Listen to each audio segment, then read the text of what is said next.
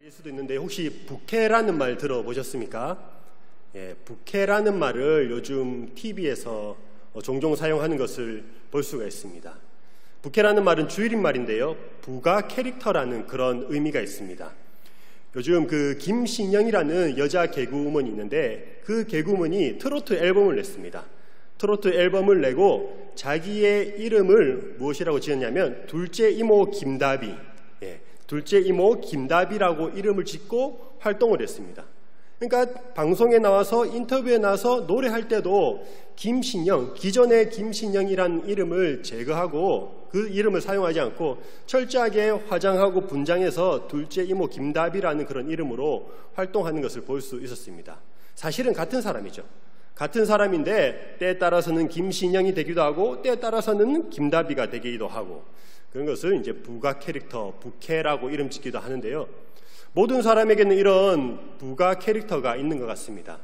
저만 하더라도 교회에서는 목사지만 또 집에 가면은 남편이자 또 아빠가 됩니다.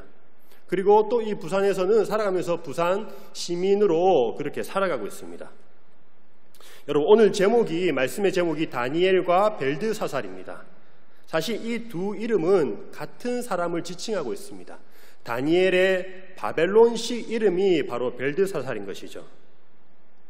바벨론에 끌려갔던 다니엘은 바벨론의 왕은 이 다니엘의 이름을 제거하고 벨드사살로 살아가기를 원했습니다. 하지만 다니엘은 자신이 원래 가지고 있던 그 히브리 이름, 다니엘이란 이름을 끝까지 죽을 때까지 간직하며 살아갔던 것을 알 수 있습니다. 여러분, 시대가 바뀌고 여러 가지 상황이 변화함에 따라서 거기에 맞춰서 발맞추어야 할 필요도 있습니다. 분명히 우리가 변화되어야 할 부분도 있지만 한편에서는 끝까지 지켜나가야 할, 잃어버리면 안 되는 그런 모습도 우리가 있습니다. 오늘 하는 말씀을 통해서 하나님께서 우리에게 원하시는 모습이 무엇인지 세 가지만 한번 살펴보도록 하겠습니다. 첫 번째는 하나님이 온 세상의 주인이심을 기억해야 한다는 것입니다. 하나님은 온 세상의 주인이심을 기억해야 합니다. 오늘 말씀에 처음에 기록하기를 유다왕 여호야김이 다스린 지 3년이 되는 해라고 이렇게 말씀하고 있습니다. 과연 이때 무슨 일이 일어났는지 1절의 말씀을 제가 한번 읽어보도록 하겠습니다. 유다왕 여호야김이 다스린 지 3년이 되는 해, 바벨론 왕 느부갓네살이 예루살렘에 이르러 성을 에워쌌더니, 바벨론의 느부갓네살 왕이 예루살렘에 쳐들어와서 이제 그 사람들을 포로로 잡아가기 시작합니다. 이때가 기원전 약 605년 정도가 되었을 때입니다. 사실 이전까지는 바벨론은 그다지 큰 힘을 발휘하지 못하고 있었습니다. 이전까지 그 고대 근동을 패권을 장악하고 있던 나라는 아시리아라는 그런 나라였습니다. 그런데 이 바벨론에, 정확하게 말하면 신바벨론인데요, 이 신바벨론에 나보폴라살 왕이라는 그런 왕이 등극을 하게 됩니다. 그래서 이 나보폴라살 왕이 아수르에 쳐들어가서 우리가 잘 아는 그 니느웨 성을 함락하게 됩니다.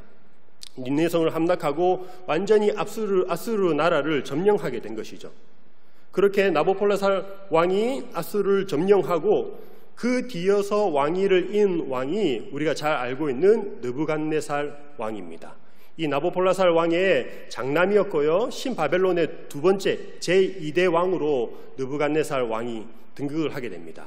그래서 전성기를 이루게 되는데요, 왕국의 기틀을 마련하고 또 그리고 점점 서쪽으로 진행해서 그 남유다를 점령하고 또 최종적으로는 애굽까지 견제하는 그런 역할을 하게 됩니다.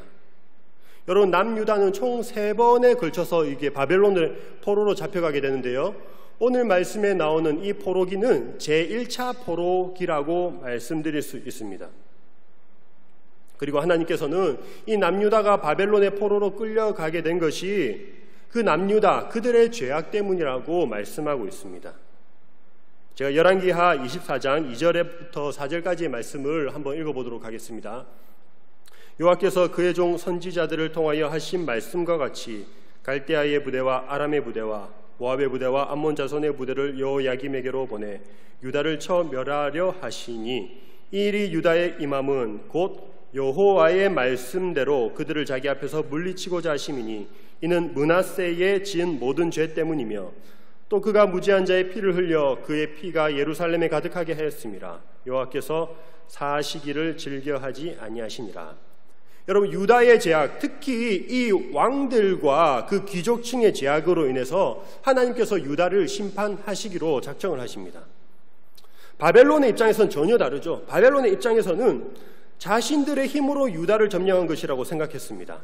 사실 이때 당시에 이스라엘은 그렇게 큰 나라가 아니었습니다. 바벨론에게도 함락하기 쉬운 그저 애굽에 가는 길목에 있는 하나의 작은 나라에 불과했습니다.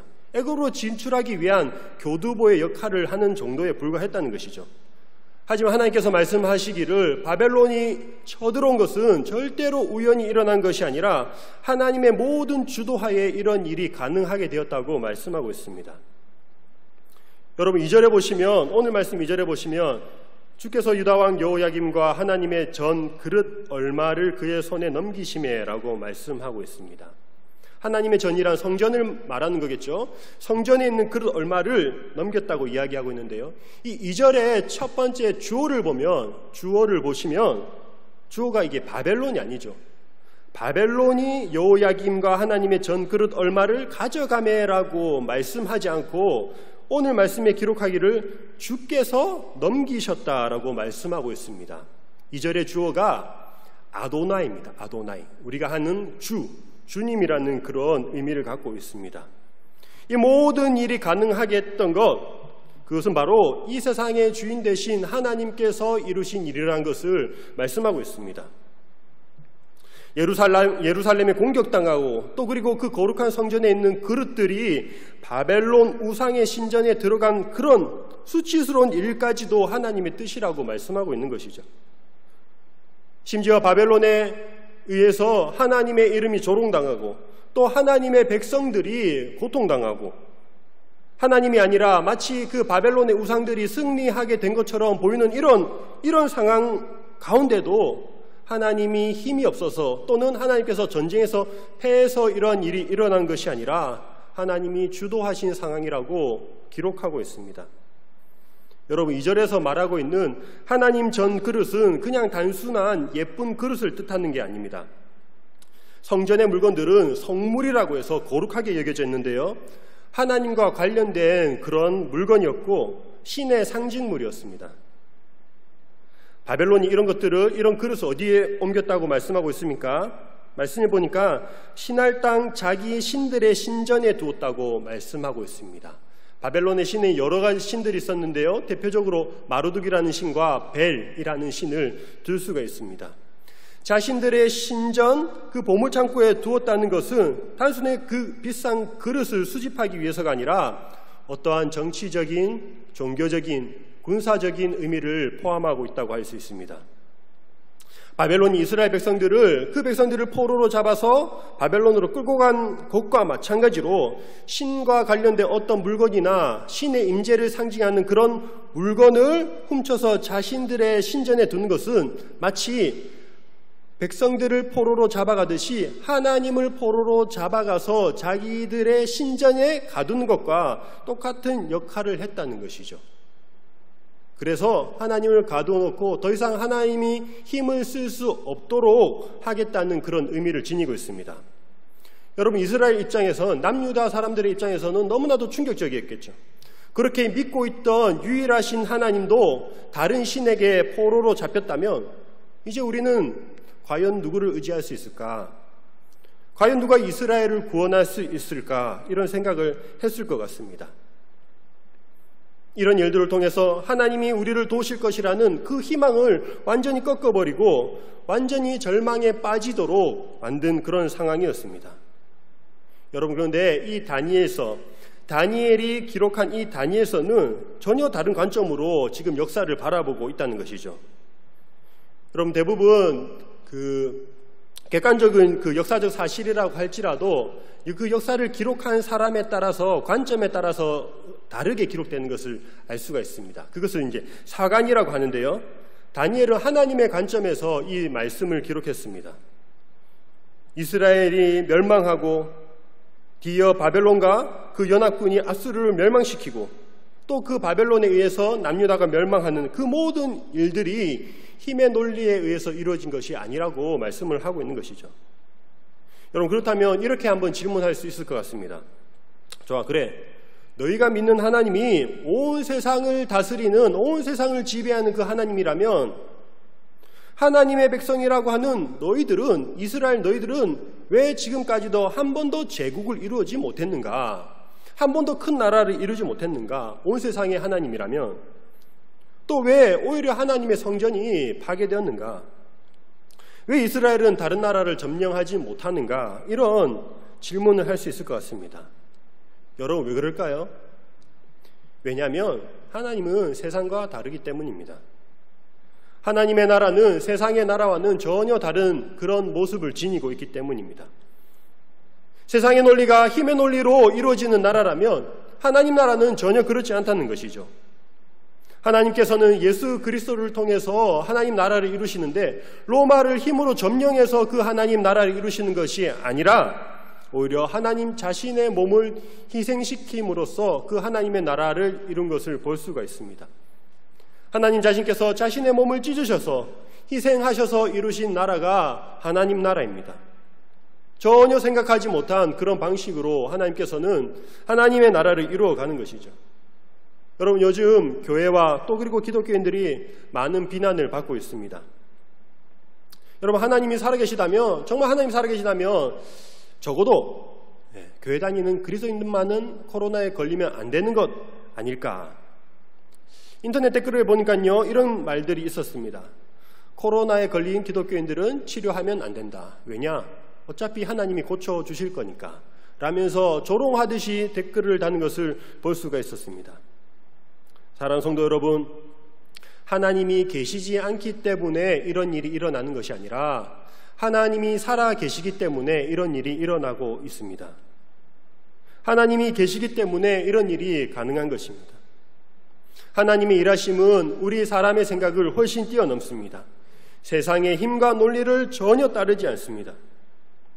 사실 하나님의 관점에서 오늘날 지금의 상황을 해석하는 거 참 어렵습니다. 그래서 때로는 어떻게 행동하는 게 바르게 행동하는 것인지 헷갈리기도 합니다. 그리고 어떠한 하나님에 대한 기대를 품었다가도 또 어떤 상황을 맞이하면 실망하는 일들이 반복되고 있습니다. 사랑하는 성도 여러분, 그래도 우리가 끝까지 포기하지 말아야 할 믿음이 있다면 이 모든 일들을 하나님께서 주관하고 계시다는 그런 믿음입니다. 우리는 이 일이 하나님으로부터 시작했다는 것을 알고 있기 때문에 결국에는 이 일을 마무리하실 분도 하나님이라는 것을 믿습니다. 여러분, 성경에 나오는 여러 가지 예언의 말씀들이 있습니다. 앞날을 암시하는, 앞날을 알려주는 여러 예언의 말씀들이 있는데요. 특별히 이런 예언의 말씀들이 주어질 때는 굉장히 어려운 환경 가운데에 하나님께서 택한 선지자들을 통해서 말씀을 전하는 것을 볼 수 있습니다. 대표적으로 환상을 보았던 에스겔이나 다니엘도 마찬가지고요. 에스겔, 다니엘과 같은 선지자는 이 유다 포로기에, 바벨론 포로기에 있을 때에 장차 일어날 일들에 대한 환상을 보게 됩니다. 또한 신약은 어떻습니까? 신약에 들어오면 사도 요한이 반모섬에 있을 때에 그 하나님의 환상과 계시를 보게 되는데요. 이때 당시의 상황도 이스라엘이 로마 식민지 아래에서 고통당하는 그런 상황이었습니다. 다니엘 7장 이후 가면 전혀 다른 이야기가 펼쳐지는데요. 장차 일어날 그런 말씀들을 기록하고 일어날 일들을 말씀하고 있습니다. 장차 도래할 여러 나라들에 대한 그런 예언의 말씀들이 있습니다. 수백 년 뒤에 일어날 일들까지도 예언하는 것을 볼 수 있습니다. 바벨론 포로기에 있는 상황이지만 이후에는 바사, 즉 페르시아가 일어나게 될 것이고 그 페르시아 이후에는 헬라가 일어나게 될 것이다. 그 헬라가 일어나고 난 뒤에는 로마가 일어나게 될 것이고 그 로마의 시대가 지나고 나면은 손을 대지한 어떤 돌이 그 모든 나라를 무너뜨릴 것이다 라고 말씀하시는데요. 이는 장차 오실 예수 그리스도를 통해서 이루실 하나님 나라를 의미하고 있습니다. 여러분, 이와 같이 어려운 환경 가운데 하나님께서 그런 예언의 말씀, 계시의 말씀을 일러주는 것은 이 모든 앞으로 일어나게 될 일들을 하나님께서 주관하실 것이라는 그런 약속의 말씀이 있는 것이죠. 지금의 상황도 또 그리고 앞으로의 미래의 상황도 모든 것을 하나님이 이끌어 가실 것이기 때문에 지금 비록 어려운 상황 가운데 있지만 소망을 가지고 견딜 수 있는 믿음을 허락하시는 것입니다. 여러분, 하나님은 우리의 주님이십니다. 온 세상의 주인이고 또 우리 각자 개인 인생의 주인이십니다. 하나님의 주권을 믿고 또 하나님의 주권을 인정하고 어떠한 상황이든지 어떤 상황이든지 그 가운데 있는 하나님의 뜻을 발견하는 우리 모두가 되기를 소망합니다. 두 번째로 살펴볼 것은 우리의 다음 세대를 신앙으로 양육해야 한다는 것입니다.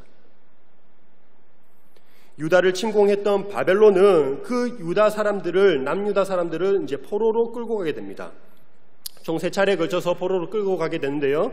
그 중에 왕족과 귀족들 몇 사람을 따로 선발하여서 그들을 교육시킵니다. 용모가 아주 아름답고 지혜롭고 똑똑한 엘리트들을 따로 선별해서 장차 바벨론을 위해 그리고 바벨론 왕을 섬기기 위해서 그들을 따로 교육시키는 것이죠. 이때 소년들의 나이가 보통 청소년 시기 한 14세에서 17세 정도 되는 나이로 추정을 합니다. 이렇게 따로 교육을 받기 위해 끌려온 소년들은 유다에서뿐만 아니라 바벨론이 점령했던 여러 나라에서 왔습니다. 그러니까 여러 나라의 소년들이 함께 모였다는 것이죠. 그리고 그 가운데는 우리가 아는 다니엘과 하나냐와 미사엘과 아사랴가 있었습니다. 여러분, 예루살렘 지역에서 바벨론이 있었던 그 시날 땅까지의 거리가 재보니까요, 직선으로 간다고 할지라도 한 1300km 정도 되었습니다. 굉장히 먼 거리죠. 아주 먼 거리입니다. 오늘 말씀 2절에 보면 그 땅이 어느 땅인지 나와 있는데요, 시날 땅이라고 말씀하고 있습니다. 바벨론이 섬기던 신이었던 벨, 그 벨의 신전이 있던 땅이었습니다. 여러분, 이 시날 땅이라는 것은 창세기에도 나오고 있습니다.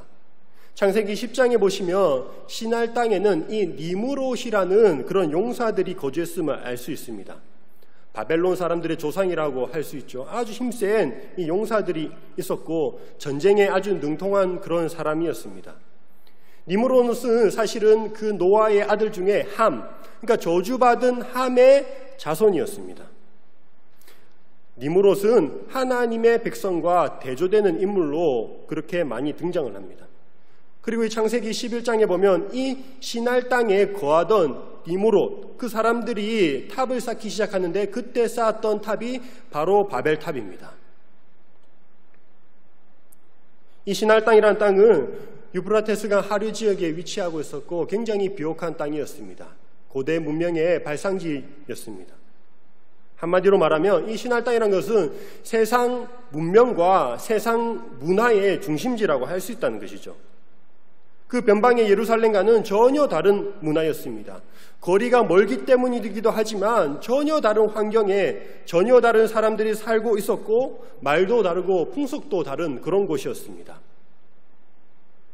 예루살렘보다 훨씬 발달된 문화를 갖고 있었고요. 또한 화려한 건축물, 거대한 건축물들이 그 가운데 있었습니다. 느부갓네살 왕은 여러 거대한 건축물들을 많이 지었는데요. 피라미드를 닮은 지구라트라는 것이 있습니다.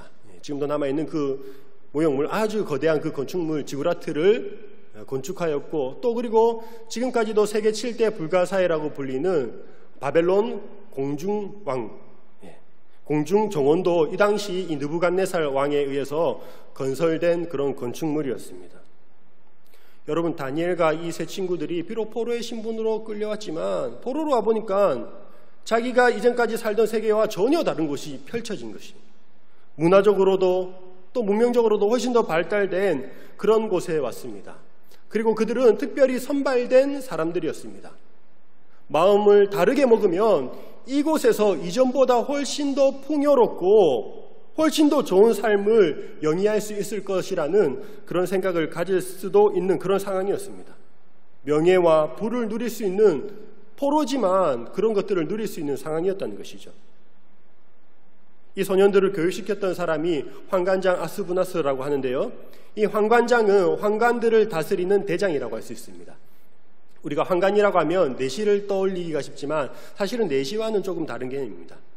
왕궁을 맡았던 그런 관리자가 이 환관장 아스부나스라고 할 수 있습니다. 왕의 측근에 있었고 좀 높은 지위에 있는 그런 중요한 지위에 있는 사람이었습니다. 이 아스부나스가 다니엘과 그 친구들 또 여러 사람 소년들을 교육시켰는데요. 그 포로로 끌려왔던 그 소년들을 교육시킬 때 이 당근과 채찍을 적절히 사용했을 것 같습니다. 야, 너희가 만약 내 말만 잘 들으면, 이 바벨론 왕의 말만 잘 들으면 너 인생 풀리는 거야. 이전에 너희가 생활했던 것과는 비교할 수 없는 명예와 부를 너희에게 가져다 주겠어. 그렇게 말했을지도 모르겠습니다. 당근으로 유혹하는 것이죠. 그리고 한편으로는 채찍으로. 하지만 너희가 왕의 말을 제대로 듣지 않으면 끔찍한 결과를 보게 될 거야. 그렇게 적절하게 당근과 채찍을 섞어가며 교육했을 것입니다. 총 이 3년이란 기간 동안 교육을 받는데요. 포로로 끌려왔던 타 민족을 왕궁에서 일하는 사람으로 바꾸기 위해서 얼마나 많은 정신교육을 시켰겠습니까?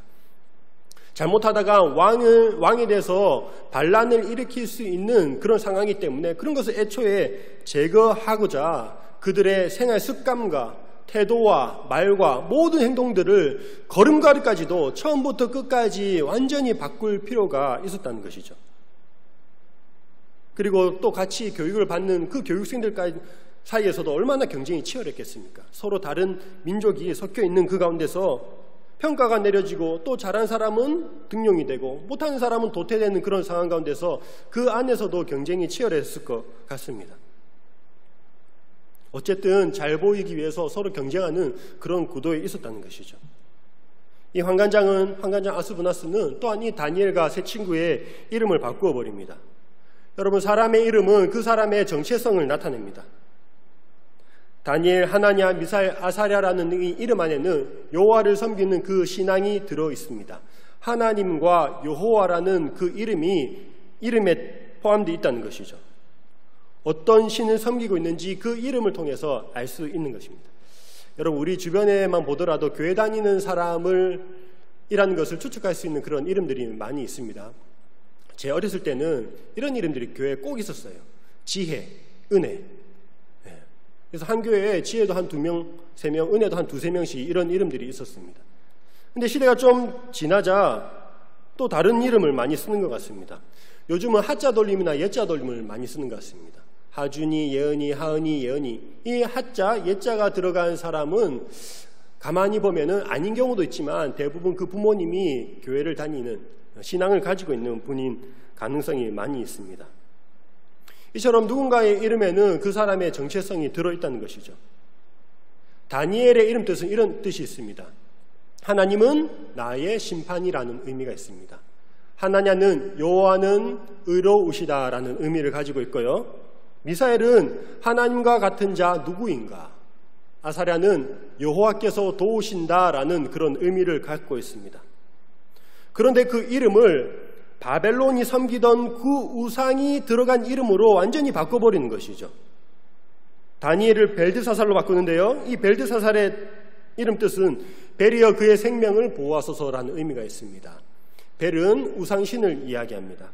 바벨론이 섬겼던 신을 의미하는데요. 벨이여 그의 생명을 보호하소서.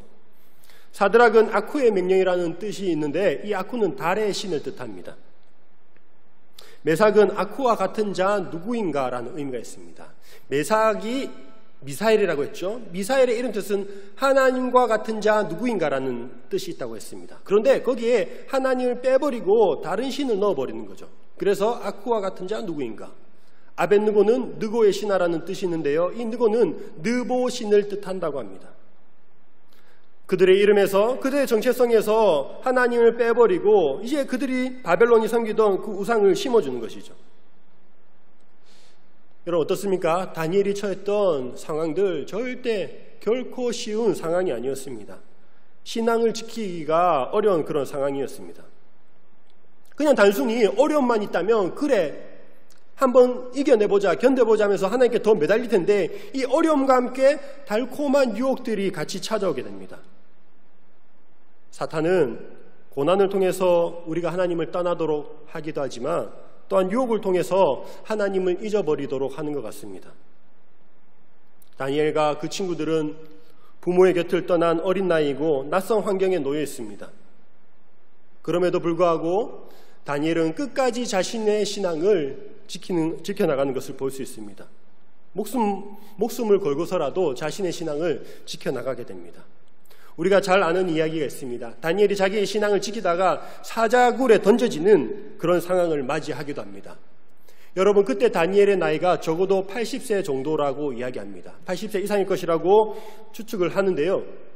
그 청소년 시기 때부터 그 80세가 되기까지 오랜 기간 동안 변함없이 자신의 신앙을, 그 어릴 때의 신앙을 지켜나가고 있었다는 것이죠. 여러분, 다니엘이 그렇게 자신의 신앙을 지켜나갈 수 있었던 힘이 어디에 있었겠습니까? 여러분, 다니엘은 그 이름에도 볼 수 있듯이 신앙의 가정에서 자란 것을 알 수 있습니다. 당시 남유다가 많이 부패하고 타락하고 왕들과 귀족들도 우상을 섬기는 그런 일들이 있었지만 또 다른 한편에서는 신실한 하나님을 섬기는 신앙의 가정들이 있었음을 추측해 볼 수 있습니다. 하나님을 두려워하고 하나님의 율법을 말씀대로 지키고 그렇게 그러한 일들을, 신앙을 자녀에게 전수하고자 노력했던 부모들이 있었음을 알 수 있습니다. 사실 다니엘의 부모가 누군지는 잘 모르는데요. 하지만 다니엘에게 그 이름을 지어주고 끊임없이 그 이름에 맞게 살도록 가르쳤을 것 같습니다. 하나님은 나의 심판. 하나님께서 모든 것을 지켜보고 계신다. 너가 어디 가든지 심판하시는 하나님, 그 하나님이 계시기 때문에 하나님의 말씀, 하나님의 율법을 떠나 살지 말기를 당부하면서 다니엘을 길렀을 것 같습니다. 그래서 예루살렘과 멀리 떨어진 그 바벨론에서도 하나님께서 지켜보시고 계신다는 그 사실을 기억하면서 다니엘은 왕의 심판을 두려워하는 것이 아니라, 바벨론 왕의 심판을 두려워하는 것이 아니라 하나님의 심판을 두려워하며 자신의 신앙을 지켜나갔던 것이죠. 여러분, 바벨론에서 누가 다니엘에게 신앙을 가르쳐 줬겠습니까? 누가 하나님의 율법의 말씀을 가르쳐 줬겠습니까? 없습니다. 다니엘은 어린 시절부터 가정에서 배워왔던 그 신앙, 14세, 15세 혹은 16세 그때까지의 신앙 교육을 일평생 간직하며 지켜나갔던 것입니다. 사랑하는 성도 여러분, 우리도 우리 자녀들의 신앙에 조금 더 힘을 쓰면 좋겠습니다. 아니, 저부터 우리 어린 자녀들에 대한 그 신앙교육에 조금 더 고민을 해야 할 필요를 느낍니다. 여러분, 요즘 온라인으로 예배가 드려지고 있는 그런 상황입니다. 신앙이 수십 년 쌓인 견고한 어른들은 신앙을 그래도 지켜나갈 수 있습니다. 하지만 어린 자녀들과 학생들이 그 한 주간의 공백이 너무나도 크다는 것이죠. 여러분, 교회가 전적으로 우리 자녀들의, 우리 아이들의 신앙을 책임져 줄 수 없습니다. 지금의 상황을 통해서 하나님께서는 가정에서의 신앙 교육의 필요성을 더 일깨워주고 계신 것은 아닌가라는 그런 생각을 하게 됩니다. 아주 어린 자녀들은 부모들이 이끌어주지 않으면 자신의 신앙을 지킬 방법이 없습니다. 하다못해 주일에 스마트폰이라도 꺼내서 틀어줘서 보게 해줘야 한다는 것이죠.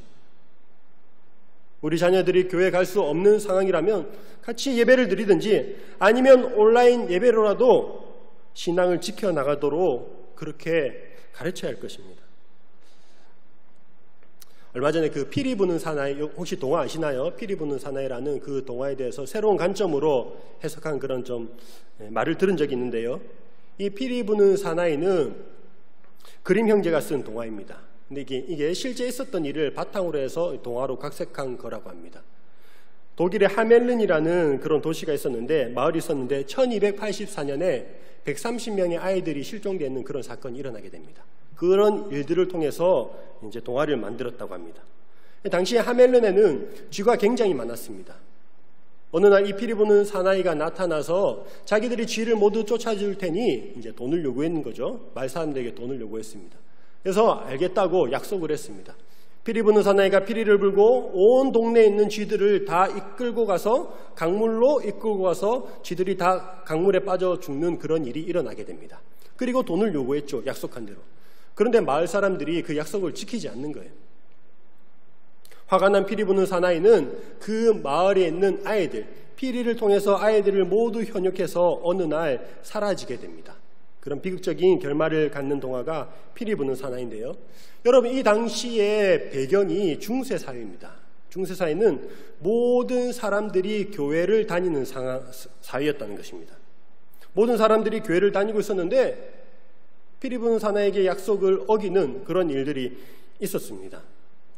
또 그리고 이 피리 부는 사나이가 아이들을 끌고 갔을 때는 마을이 텅 비었다고 합니다. 왜냐? 모든 어른들은 교회에서 예배를 드리고 있었기 때문입니다. 여러분, 그런 상황에서 왜 아이들은 집에 남겨져 있었을까요? 어른들이 예배를 드리고 있는 동안 아이들은 방치되어 있었습니다. 사랑하는 성도 여러분, 우리는 우리 자녀들에 대한 신앙의 책임이 있습니다.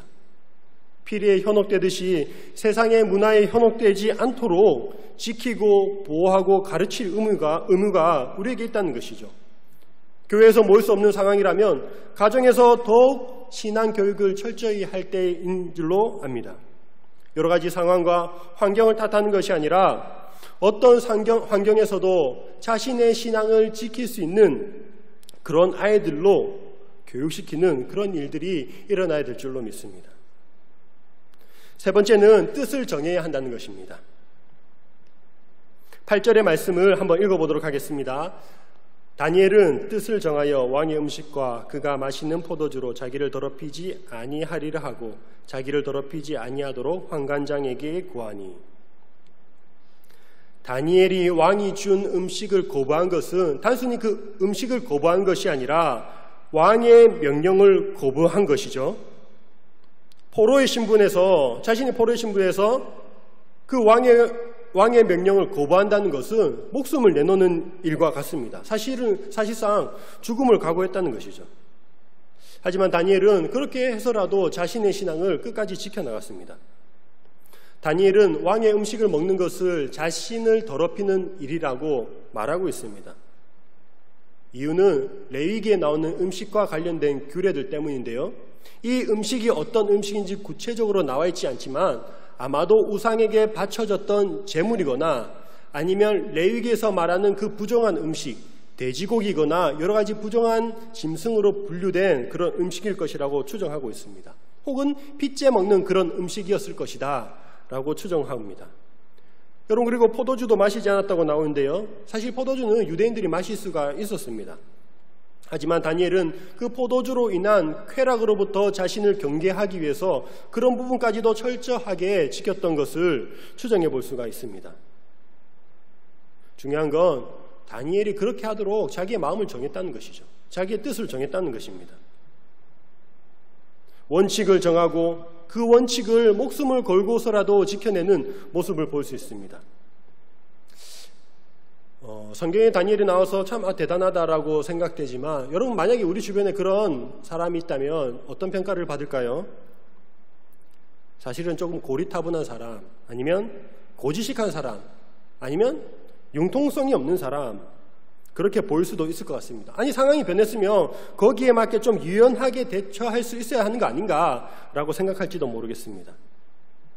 아니면은 또는 이렇게 생각하는 거죠. 아니, 외적으로 보이는 게 뭐가 중요한가? 그런 형식적인 것을 지키는 것보다 마음을 지키는 게 가장 중요하지. 마음만 지키면 돼. 그리고 그렇게 율법을 강조하는 사람들 향해서 바리새인과 같다라고 비난할지도 모르겠습니다. 물론 일부는 맞는 말이지만 물론 하나님께서는 우리 마음의 중심을 보십니다. 하지만 형식도 무시할 수 없는 부분입니다. 내용물이 아무리 좋다고 할지라도 그것을 담는 그릇이 없다면 쏟아지게 되어 있습니다. 우리는 가끔 너무 율법적인 사람, 형식적인 신앙인이 될까 두려워하고 있습니다. 조심스러워하고 있습니다. 그런데요, 실제로 살펴보면 형식조차 갖추지 못한 그런 그리스도인들이 얼마나 많은지 모르겠습니다.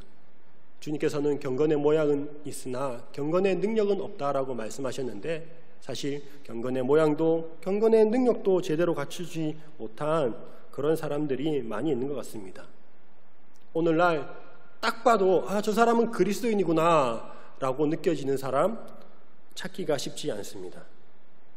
사랑하는 성도 여러분, 우리도 다니엘처럼 어떤 부분에 있어서는 강력하게 우리의 뜻을 정하는 그런 모습을 지니면 좋겠습니다. 하늘이 두 쪽 나도 내가 주일만은 꼭 지키겠다. 내가 매일 성경 읽는 것은 지켜나가겠다. 기도하는 일들, 그러한 일들 마음의 결단과 뜻을 정하는 우리 모두가 되면 좋겠습니다. 다니엘이 음식뿐만 아니라 또 자신이 지켜나갔던 신앙의 모습이 있는데요. 그것은 하루 3번 예루살렘 성전을 향해서 기도하는 일이었습니다. 다니엘 6장 10절을 제가 읽어보도록 하겠습니다. 다니엘이 이 조서에 왕의 도장이 찍힌 것을 알고도 자기 집에 돌아가서는 윗방에 올라가 예루살렘으로 향한 창문을 열고 전에 하던 대로 하루 3번씩 무릎을 꿇고 기도하며 그의 하나님께 감사하였더라. 여러분, 바벨론에는 하나님을 섬기는, 여호와를 섬기는 그런 성전이 없습니다. 하나님께 제사를 드릴 그런 장소가 없습니다. 안식일과 여러 가지 절기를 제대로 지킬 수 없는 그런 상황입니다. 지금 우리 상황과 너무 비슷하지 않나요? 그래서 다니엘이 선택한 것이 바로 비대면 예배죠. 갈 수 없고 만날 수 없지만 자신의 다락방을 성전 삼아서 하나님께 예배합니다. 그곳에서 하나님께 홀로 기도합니다. 창문을 닫고 할 수도 있었겠죠. 또 그리고 예루살렘을 향해서 기도했다고 하는데 굳이 예루살렘 안 봐도 상관은 없습니다. 그런데 다니엘이 이렇게 했다는 것은 자신의 신앙의 의지적 결단이 행동으로 드러난 것이라고 말씀드릴 수 있습니다. 예루살렘을 향한 그 하나님의 성전을 향한 그 회복에 대한 간절한 마음이 있었기 때문에 예루살렘을 향해서 기도했다는 것이죠. 무슨 기도했겠습니까? 회복을 위해서 기도했겠죠. 감사기도 했고 하나님의 그 일들이 회복되기를 속히 도래하기를 기도했을 것입니다. 여러분, 지금 비록 교회에 올 수 없고 또 비대면 온라인으로 예배를 드리지만 우리 마음 가운데 이 교회를 향한 사모하는 마음은 잃지 않았으면 좋겠습니다. 혹시 오해해서 그렇다면 나도 교회를 향해서 기도해야 하는 거 아닌가? 그렇게 하실 필요는 없습니다. 그렇게 하시더라도 말리지는 않겠지만 창문 열고, 오늘은 또 비도 많이 오니까 창문 닫으셔도 됩니다. 꼭 우리 새한교회를 향해서 기도하라는 그런 의미는 아닙니다. 하지만 어떤 마음의 결단을 품고 행동하면 좋겠다는 것이죠. 온라인으로 드리는 예배 어떤 모습으로 드리고 있습니까? 하나님 앞에 마음의 자세를 바로잡고 결단하고 예배 드리면 좋겠습니다. 여러분, 그 영어로 풀 원즈 삭스업이라는 그런 문장이 있습니다. 직역하면요, 양말을 끌어올리다라는 그런 의미가 있는데요. 우리가 축구 경기나 어떤 운동 경기에서 프리킥을 찰 때, 그리고 중요한 페널티킥을 찰 때 이 선수가 호흡을 가다듬으면서 신었던 양말을 바짝 끌어올리는 그런 장면을 가끔 볼 수 있습니다. 야구에서도 어떤 야구 선수는 그 바지 위로 자신의 양말을 무릎까지 끌어올린 그런 선수들을 볼 수 있는데요. 중요한 순간 앞에서 자신의 마음을 다잡는 행동이라고 할 수 있습니다. 그래서 이 풀 원즈 삭스업이라는 이 말은 정신을 차리고 새롭게 하다라는 그런 의미가 있습니다. 전 국가대표 선수였던 이영표 선수가요, 이 말의 의미를 담아서 삭스업이라는 그런 양말을 만드는 사회적 기업을 설립하기도 했습니다. 우리나라 사람이라면 어떻게 표현할 수 있을까요? 팔을 걷어붙이다, 이런 정도 표현할 수 있겠죠. 어떤 일 앞에서 팔을 걷어붙이는 그런 행동들이라고 할 수 있습니다. 여러분, 이처럼 어떤 중요한 일들 앞에서 마음을 다잡는 그런 행동들이 있습니다. 다니엘은 자신의 뜻을 정하고 그것을 행동으로 드러냈던 사람이었습니다. 신앙을 말뿐만, 마음속으로만 담아두고 있는 것이 아니라 행동으로 지켜나갔다는 것이죠. 음식을 먹지 않았고 성전을 향해서 어김없이 매일 하루 3번씩 기도를 드렸습니다. 여러분, 상황이 바뀌고 또 환경이 바뀌더라도 바뀌지 않는 각자의 신앙의 결단, 그런 결단을 가지는 우리 모두가 되면 좋겠습니다. 말씀을 마무리하겠습니다.